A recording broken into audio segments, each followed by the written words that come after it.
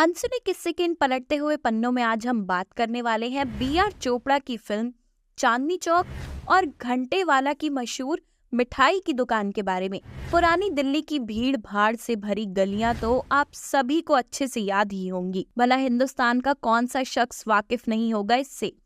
इन तंग गलियों में हिंदुस्तान का इतिहास बिखरा पड़ा है।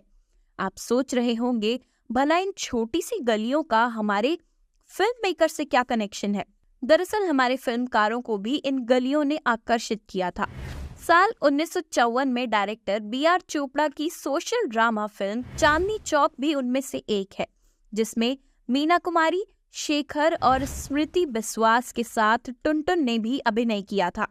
बी.आर. चोपड़ा की तीसरी डायरेक्टेड फिल्म चांदनी चौक बॉक्स ऑफिस पर सफल रही, जिससे उन्हें 1956 में अपनी खुद की फिल्म कंपनी बी.आर. फिल्म्स शुरू करने की प्रेरणा मिली थी। बी.आर. चोपड़ा का दिल्ली से गहरा लगाव है।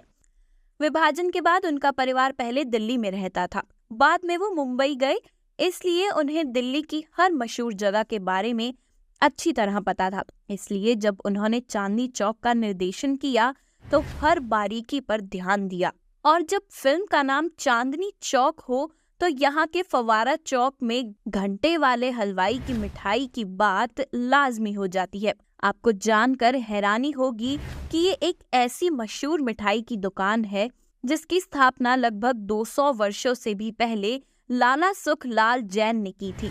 दिल्ली के चांदनी चौक में 1790 ईस्वी में स्थापित घंटे वाला हलवाई भारत की सबसे पुरानी हलवाई में से एक है।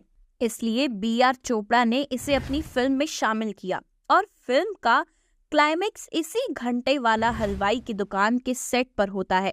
इसके लिए इस मशहूर दुकान का बिल्कुल वैसा एक सेट स्टूडियो में बनाया गया। फिल्म का अंत भी इसी घंटे वाला हलवाई दुकान के सामने होता है। जिन दर्शकों ने फिल्म देखी है वो फिल्म के इस अंतिम दृश्य में पीछे दुकान का नाम पढ़ सकते हैं।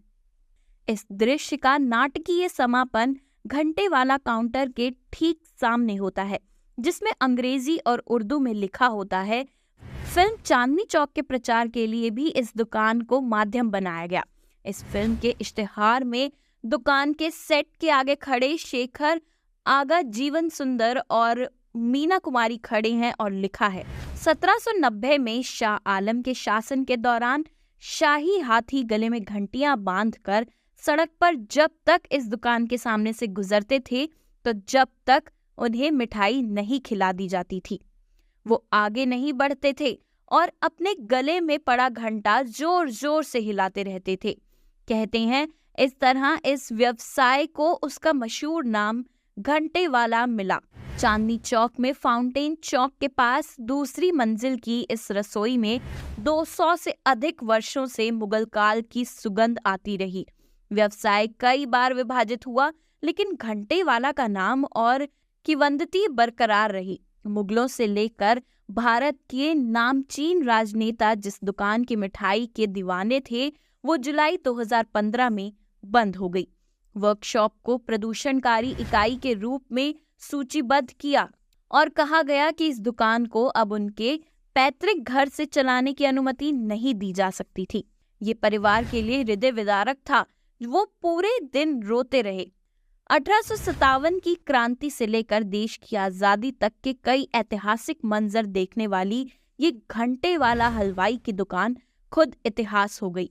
लाला सुखराम की 7वीं पीढ़ी के वंशज पुरानी दिल्ली की ऐतिहासिक घंटे वाला मिठाई की दुकान के मालिक सुशांत जैन का कहना है कि घंटे वाला ने 1790 में जब मिठाइयाँ बेचना शुरू किया था, दिल्ली का नाम शाहजहांबाद था।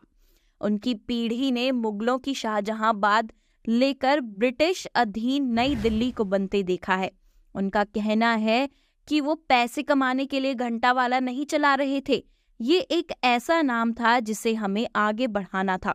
बिक्री बेशक कम हो गई थी, लेकिन हम काम चला सकते थे। तो ये रही दिल्ली के चांदनी चौक और फिल्म दुनिया से जुड़ा किस्सा। ऐसे और भी किस्सों को सुनने के लिए अभी सब्सक्राइब करिए हमारे चैनल अनसुने किस्से को।